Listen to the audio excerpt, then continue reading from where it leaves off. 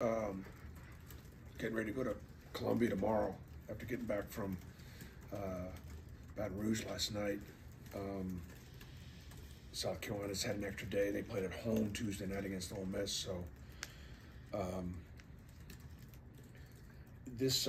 South Carolina kind of, it's like our league is, competitive and in some ways it's been a little wacky. Which team to get ready for? The one that beat Clemson. Clemson's leading the ACC right now. The team that won at Rupp and made a bunch of threes and played great. Or a team that's kind of right now 1-4 in the league with the win at Rupp.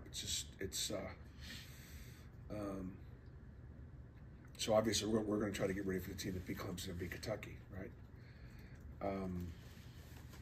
Really good from three. They got some really interesting players. Gigi Jackson was a guy that we recruited, and he's probably on the draft boards in the top 15 players coming out. And it's a dynamic scoring forward. And then the kid Johnson that Meechie transferred from Ohio State. He made 6 threes at Rupp, and just a great three-point shooter. He sees it, he can make it. And by percentage, Carter is the best three-point shooter in the league by percentage. So they have two great three-point shooters that if they can see it, they can make it. And great player in Jackson. And then it's kind of a sneaky good offensive rebounding team.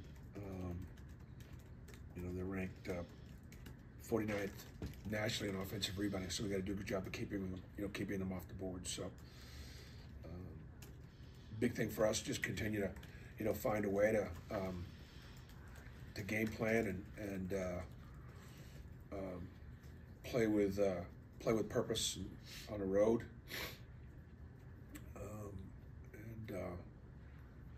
Continue to manage, Chris Moore will travel with us. He's getting closer. But everybody's sort of stepping up around not having one of our leaders. Yeah, Gigi Jackson, I know Jalen's had some pretty good forwards he's gone up against lately. How does Gigi sort of compare to those guys? His offense, he's a gifted offensive player, and I'm sure he's going to be really aggressive trying to make Jalen guard him. But he's actually playing right now. They've been playing him at a lot of the three. The Citadel transfer, Brown, I've been really impressed with him. He's kind of been their glue guy. He played against.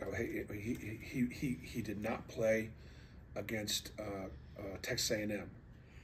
Now I apologize. I have not watched the Ole Miss game. Let me go back and see if he played. Whatever it is. No, he played.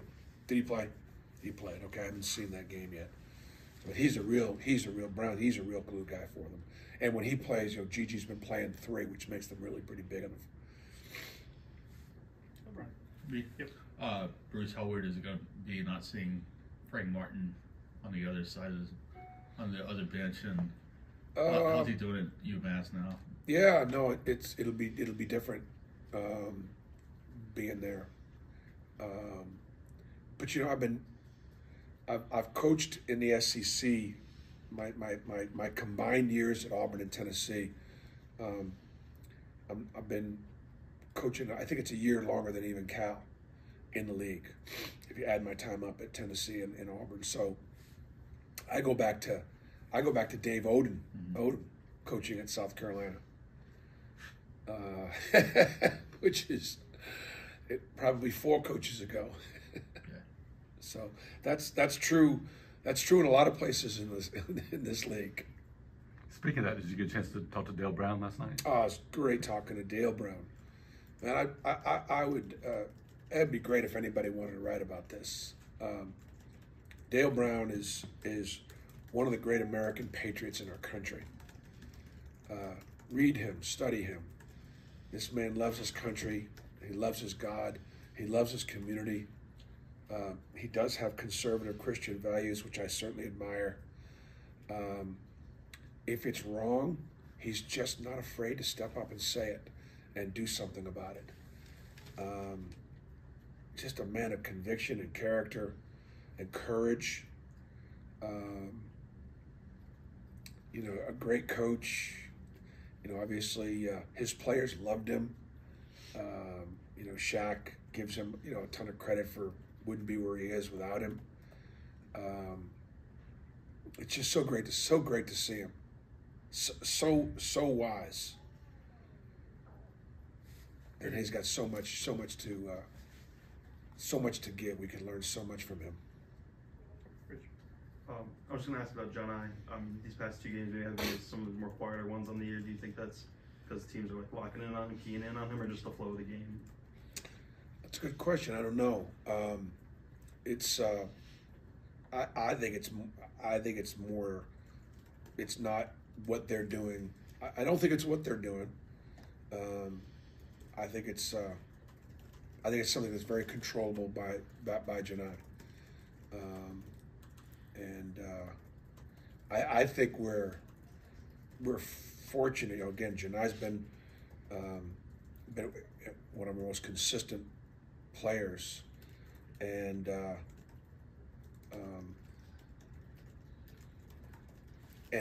the good thing from my standpoint about our team is the fact that when he hasn't carried us the last 2 games, we've still been able to win.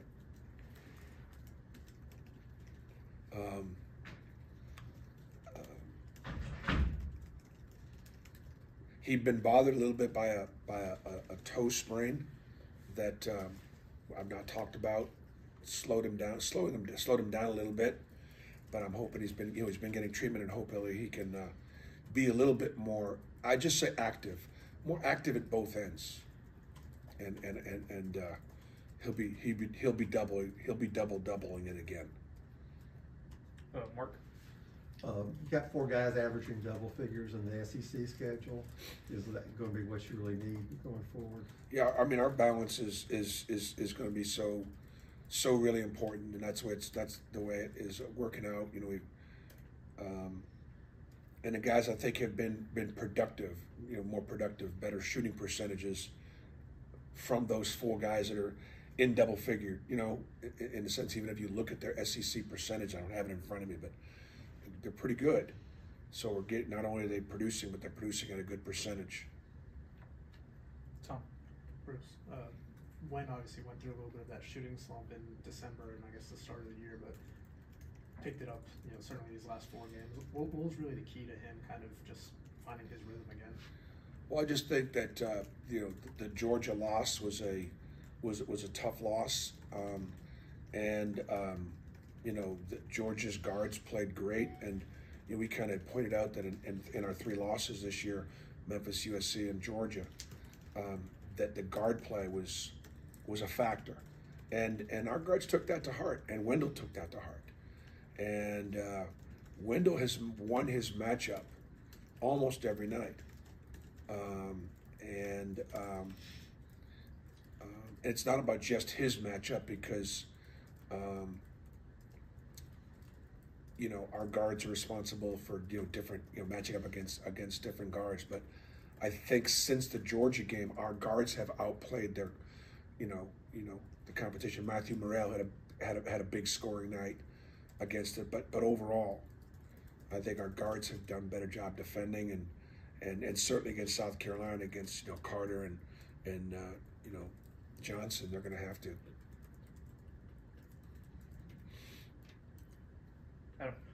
Just with Jalen, the last 3 games, I thought I saw you had 47 points, but really just kind of leading the offense and the scoring. I know you've talked about him kind of stepping up, being the guy. Just what have you seen of him, the last couple weeks and in the last few games that's really allowed him to kind of step into that? Yeah, I think probably more locked in. Again, recognizing the opportunity, that we've worked so hard to put ourselves in, the opportunity that he's worked for and had to patiently wait through last season, and now he's, I think, taking advantage of it. and recognizing the importance that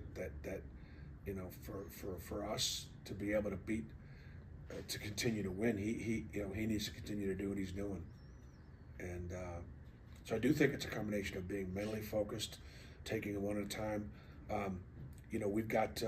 We have respected every opponent we've played, and as we should. For me, I look at go back and look at LSU and go, all right, they beat Arkansas at home. They're like 12-1.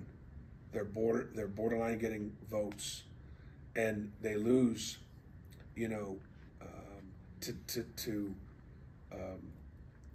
some of the best teams in our league, and like Texas A&M or Alabama or at Kentucky. And with the exception of the home Florida loss, which isn't a terrible loss, but they're right there. And so, I think it's going to be a situation for all of us, maybe with the exception of a couple teams that are undefeated or whatever, really, really good. You've got to be able to handle the winning and the losing. Ole Miss coming back last night or the other night, and being able to go to South Carolina, that's a great win for Ole Miss. Those guys could have kind of, give it. So again, it's a lot about matchups, and it's a lot about respecting your opponent. We will respect South Carolina because they've got a couple of great wins this year. The win over Clemson and the win at Rupp, those are two of the best wins in our league. We'll take two more quick ones. Get the players. Brian first. KD seemed more in control last night than he has been in the past. How has he progressed? Coming off the bench, kind of taking on a role player kind of. I mean, KD and Zepp both draw tough defensive assignments. We put those guys on oftentimes the opponent's best offensive players, and here in this winning streak now, or in the last 4 games, they've done a great job defensively, and I think they've been efficient offensively in this sense. I mean, I would say in the last 4 games, the 2 of them, I'm going to guess, have maybe 4 turnovers in 4 games combined. That's a strong statement, but I bet it's not too far from where it's at. And that's just being patient and just being great teammates. And yet, we know KD can be very explosive. It was good to see him knock a couple 3 balls down last night. And then he had one really good playmaking play. KD can go by you. And I think part of the interesting thing about the way the game is called is they're allowing the defense to wall you up and to be vertical. And so while KD he can go by his men, when he gets into the land of the Giants, with great consistency, the officials have allowed verticality, guys being able to play, using their bodies, making people score through the chest, and as a result, he's not able to score. Yeah. But because he can go by, we need to continue to encourage him to go by, and then maybe be more of a playmaker. Last one, Tom. Bruce, kind of going back to Jalen, I remember after that Miami loss in the tournament, you said you're excited to kind of build it around him this season. Is this kind of what you envisioned then? It is, but I think just like Janai not being there, double-ish the last 2 games, when Jalen isn't, if it's in Columbia or if it's someplace next, will we get the step up from that next man, and that's what's really key. I don't want to put it on it. It'd be hard to put it on anybody. But clearly the 4 guys that are double digits right now, are guys that have been pretty consistent. And if those guys continue to perform like that, it gives us a fighting chance. Okay, thank you. Thanks, Bruce. Yeah, thanks.